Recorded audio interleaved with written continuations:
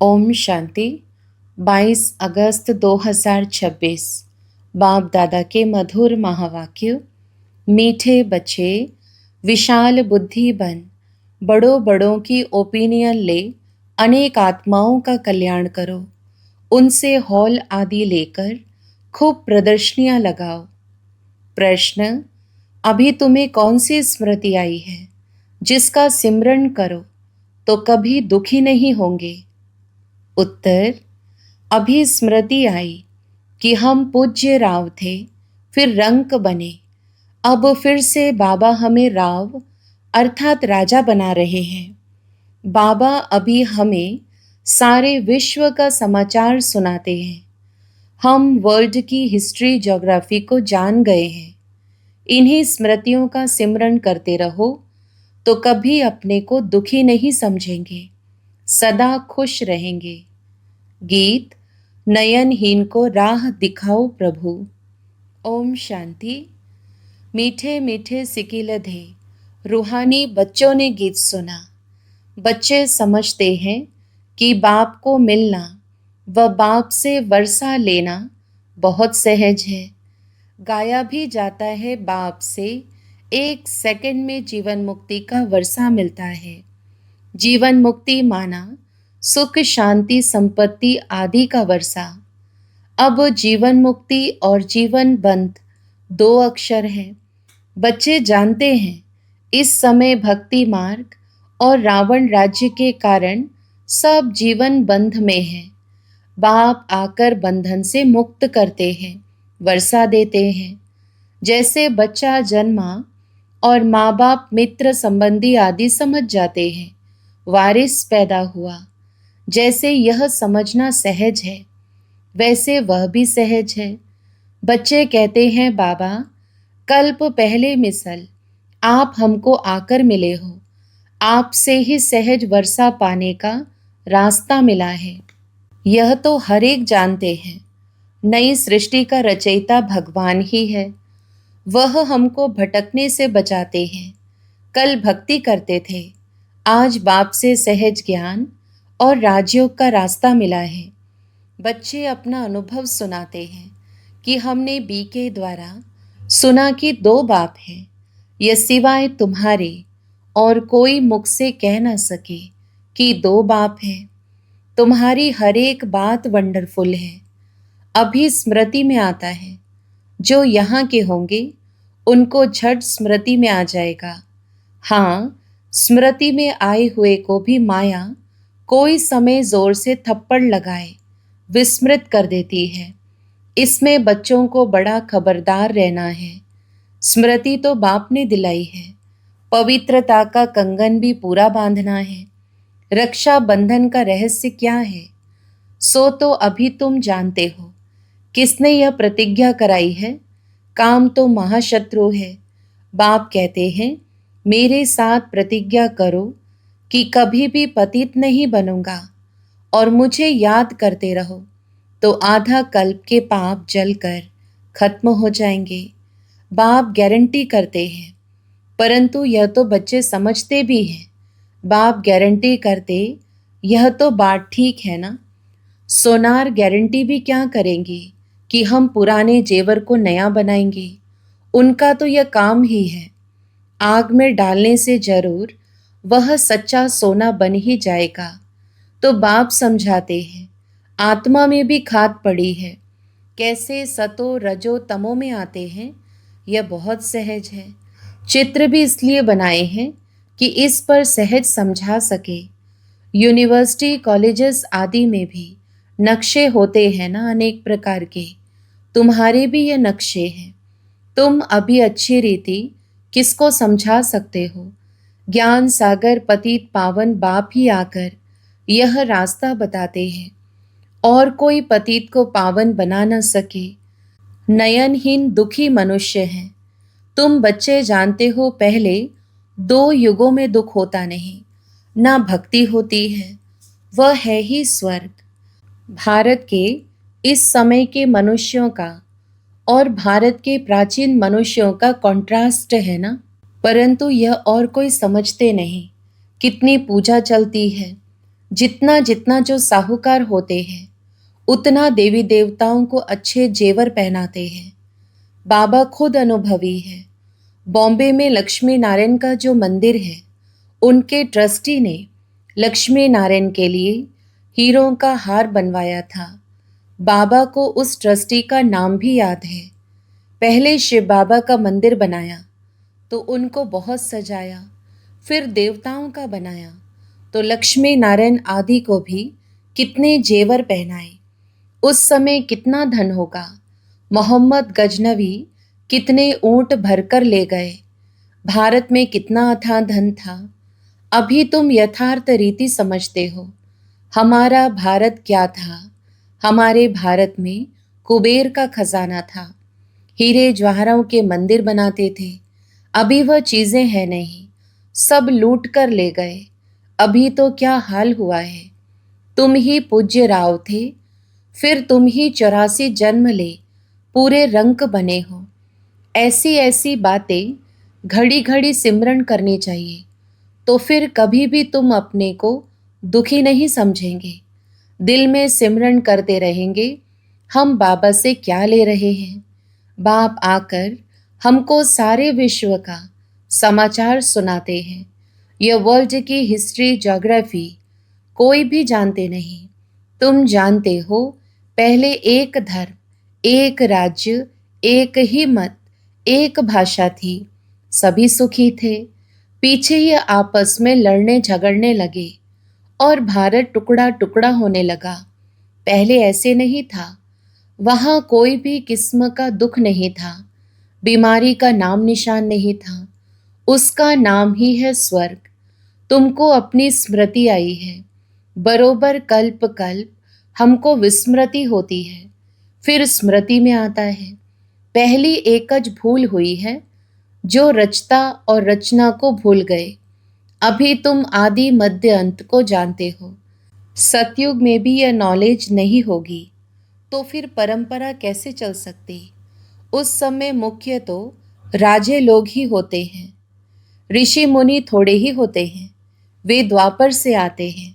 ऋषि मुनि आदि को खान पान भी राजाओं से ही मिलता है।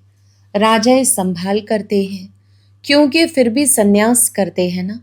प्राचीन भारत का प्राचीन राजयोग गाया जाता है। प्राचीन ऋषि मुनि नहीं कहेंगे, वह तो द्वापर में ही आते हैं। वह राजाओं के आधार पर चलते हैं। कहते हैं हम रचता और रचना को नहीं जानते। बाप कहते हैं यह खुद राजाएं भी नहीं जानते। इस दुनिया में कोई भी इस नॉलेज को नहीं जानते। अभी तुम बच्चे समझदार बने हो। लक्ष्मी नारायण के मंदिर जो बनाते हैं, उनको तुम लिख सकते हो। इतने लाखों रुपए खर्च कर मंदिर बनाया है, परंतु उनकी जीवन कहानी का आपको पता है। इन्होंने राज्य कैसे पाया, फिर कहाँ चले गए, अभी कहाँ हैं। हम आपको सब राज बता सकते हैं। ऐसा उन्हों को लिख सकते हो। तुम बच्चे तो हर एक की जीवन कहानी को जान चुके हो, तो क्यों नहीं लिखना चाहिए। हमको टाइम दो तो हम एक एक की जीवन कहानी बताएंगे। शिव के मंदिर जो बनाते हैं, उनको भी तुम लिख सकते हो। बनारस में शिव का मंदिर कितना बड़ा है। वहाँ भी ट्रस्टी लोग होंगे। कोशिश करनी चाहिए बड़ों बड़ों को समझाएं। बड़े आदमी समझ गए तो उनका आवाज़ बहुत होता है। गरीब लोग झट सुन लेते हैं। मदद बड़ों की लेनी है। ओपिनियन भी बड़ों बड़ों की लिखवानी है, क्योंकि उन्हों का आवाज़ भी मदद करता है। वास्तव में वह इतना आवाज़ करते नहीं हैं जितना होना चाहिए। तुम प्रेसिडेंट को भी समझाते हो, अच्छा अच्छा भी कहते हैं। चीफ मिनिस्टर, गवर्नर आदि ओपनिंग करते हैं, लिखते हैं यह बीके तो बहुत अच्छा सहज रास्ता ईश्वर से मिलने का बताते हैं। परंतु ईश्वर क्या चीज़ है, यह कुछ भी नहीं समझते। सिर्फ उस समय कहते हैं रास्ता बड़ा अच्छा है, शांति मिलने का मार्ग अच्छा है, परंतु खुद नहीं समझते हैं। बाबा बड़ों बड़ों को समझाने के लिए भी कहते हैं। बड़े बड़े मनुष्यों से बड़े बड़े जो नामी ग्रामी हॉल हैं, वह ले लो। बोलो हम सब मनुष्यों के कल्याण लिए यह प्रदर्शनी हमेशा के लिए रखना चाहते हैं, सिर्फ एडवर्टाइज करने हैं। ऐसे 50 या 100 हॉल लेने चाहिए। भारत तो बहुत बड़ा है ना, एक एक शहर में 10-12 हॉल लो। अखबार में पढ़ जाए, इतने हॉलों में प्रदर्शनी हो रही है। जिनको समझना है वह आकर समझे, तो कितने का कल्याण हो जाएगा। बच्चों को बड़ा विशाल बुद्धि बनना चाहिए। सर्विस बच्चों को करनी चाहिए ना। बाप सब बच्चों को कहते हैं प्रदर्शनियां बहुत जोर शोर से करो। बाबा तैयारी करा रहे हैं। बच्चों को कोशिश करनी चाहिए। यह सब समझने की बातें हैं। भगवान आते हैं, प्रजापिता ब्रह्मा द्वारा रचना रचते हैं प्रजा की, तो जरूर कितने ब्राह्मण रचे होंगे। अब फिर रच रहे हैं। कितने ब्राह्मण ब्राह्मणियां हैं। बाबा यह ब्राह्मण धर्म रचते हैं संगम पर। तुम प्रैक्टिकल में देख रहे हो और समझ रहे हो। यह बातें कोई शास्त्रों में नहीं है। तुम बच्चे समझते हो बाबा आते ही तब है जब पति दुनिया को पावन बनना होता है। यह भी जानते हैं परमात्मा प्रजापिता ब्रह्मा द्वारा ही रचना रचते हैं, परंतु कब रचते हैं यह नहीं समझते। वह समझते हैं कोई नई रचना रचते होंगे। ब्रह्मा को तो सूक्ष्म वतन में समझते हैं। अभी तुम समझते हो प्रजापिता ब्रह्मा तो यहाँ है। तुम सूक्ष्म वतन में जाते हो, पवित्र बन फिर फरिश्ते बन जाते हो, साक्षात्कार करते हैं। बच्चे आकर सुनाते हैं। वहाँ मूवी चलती है, वह है ही मूवी वर्ल्ड। तुमने मूवी बाइस्कोप भी देखा था। अभी प्रैक्टिकल सब बातों को तुम जान चुके हो। मूल वतन है साइलेंस वर्ल्ड, वहाँ आत्माएं रहती हैं। सूक्ष्म वतन में सूक्ष्म शरीर भी है, तो जरूर कुछ भाषा भी होगी। तुम बच्चों की बुद्धि में है। हम आत्माओं का स्थान शांति धाम है, फिर है सूक्ष्म वतन। वहाँ ब्रह्मा विष्णु शंकर रहते हैं, और यह है कलयुग और सतयुग का संगम। यहाँ बाप आते हैं। यहाँ से तुम ब्राह्मण जाते हो। पियर घर और ससुर घर है ना, यहाँ दोनों तुम्हारे पियर हैं। बाप दादा दोनों मेहनत करते हैं बच्चों को गुलगुल अर्थात फूल बनाने। मुसलमान भी कहते हैं गार्डन ऑफ अल्लाह। कराची में एक पठान था।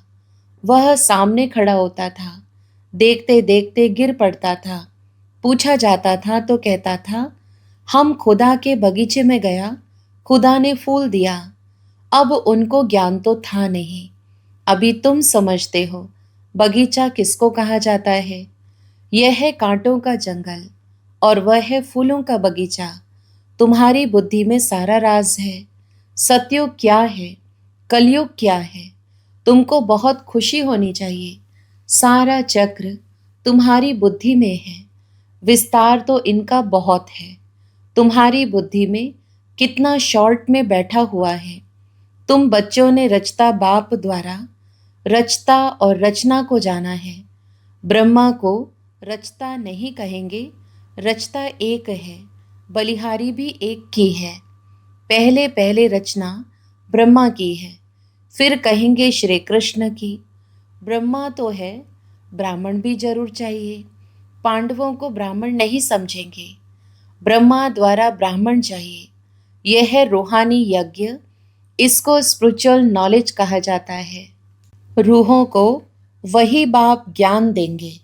तुम जानते हो हमको मनुष्य नहीं पढ़ाते हैं, सभी आत्माओं को बाप पढ़ाते हैं। कहते भी हैं ब्रह्मा द्वारा स्थापना। श्री कृष्ण के लिए थोड़े ही कहेंगे, वह तो हो भी ना सके।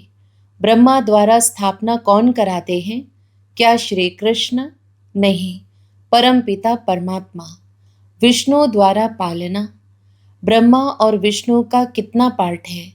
ब्रह्मा मुख वंशावली ही, फिर जाकर विष्णुपुरी के देवता बनते हैं। ब्रह्मा सो विष्णु, विष्णु सो ब्रह्मा। यह भी बच्चों को समझाया है। ब्रह्मा सो विष्णु बनने में 1 सेकंड, विष्णु सो ब्रह्मा बनने में 84 जन्म। कितनी वंडरफुल बातें हैं। कोई भी समझ ना सके। यह है बेहद की बातें। बेहद के बाप से बेहद की पढ़ाई पढ़, बेहद का राज्य लेना है, सृष्टि चक्र को जानना है। आत्मा ही जानती है शरीर द्वारा।